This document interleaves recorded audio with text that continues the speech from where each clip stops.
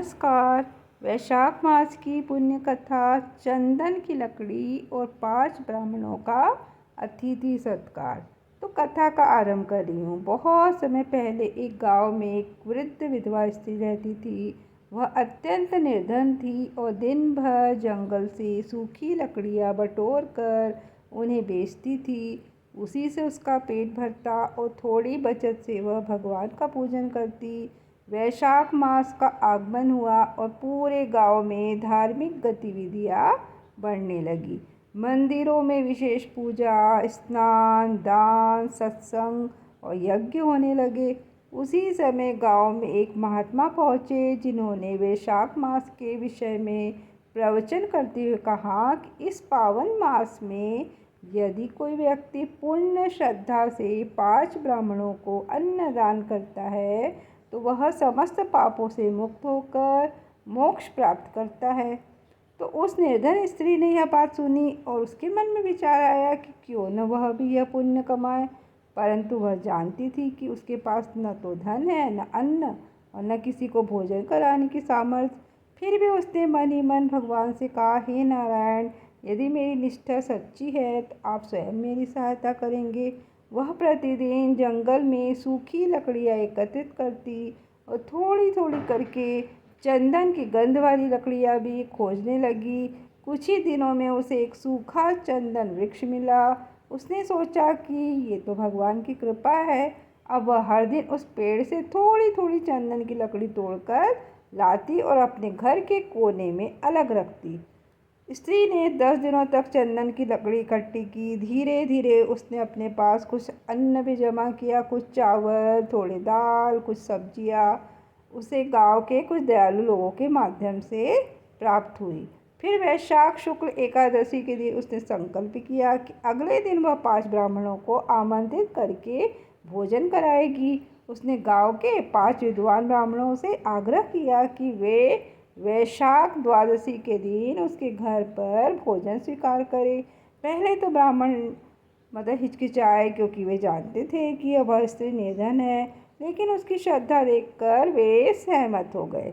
अगले दिन उस स्त्री ने सूर्योदय से पहले स्नान कर पूजा की, चंदन की लकड़ी से अग्नि तैयार की और उसमें अन्न पकाया। वह थकी हुई थी, लेकिन उसके चेहरे पर तेज था। उसने चावल, मूंग की दाल, घी से बनी खिचड़ी, नींबू, गुड़ और जल से युक्त सात्विक भोजन तैयार किया।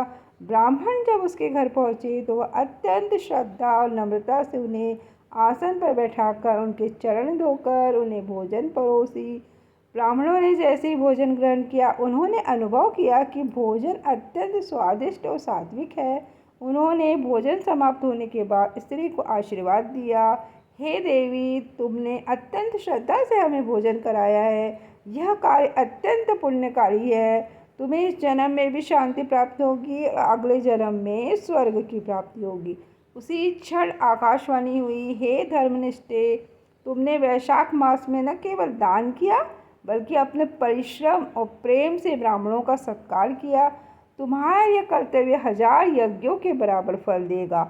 देवदूतों का आगमन। कुछ समय के बाद जब वह स्त्री वृद्धावस्था को प्राप्त हुई, तो एक दिन वह अपने घर में पूजा कर रही थी, तो उसी समय दिव्य प्रकाश फैला और भगवान के दूत एक विमान में उतर कर आए। उन्होंने कहा, हे पुण्यवती, तुम्हारे द्वारा वैशाख मास में किया गया चंदन लकड़ी का संग्रह और ब्राह्मण भोजन इतना पुण्यकारी था कि अब तुम्हें इस लोक के सारे बंधनों से मुक्त कर स्वर्ग ले जाया जाएगा।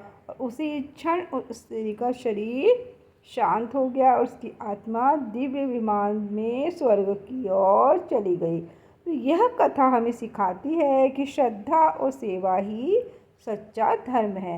निर्धनता, संसाधनों की कमी या सामाजिक स्थिति हमारे धर्म कार्यों में बाधा नहीं बन सकती। उस स्त्री ने जिन परिस्थितियों में चंदन की लकड़ी इकट्ठी की और 5 ब्राह्मणों को भोजन कराया, वह किसी तपस्वी की साधना से कम नहीं थी।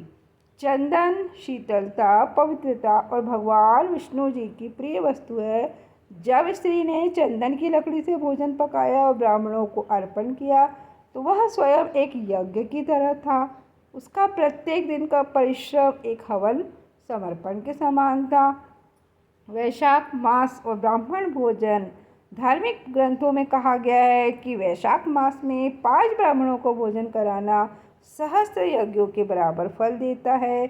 चंदन, तिल, जल, अन्न और तुलसी का दान इस मास में विशेष फलदायक है।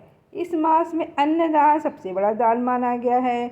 ब्राह्मण, गाय, तुलसी और जल का पूजन अत्यंत शुभकारी होता है। नारी की शक्ति और साधना। इस कथा से यह भी स्पष्ट होता है कि एक सामान्य नारी जब श्रद्धा, सेवा के भाव से कार्य करती है तो वह समाज और स्वर्ग लोक दोनों को प्रभावित कर सकती है।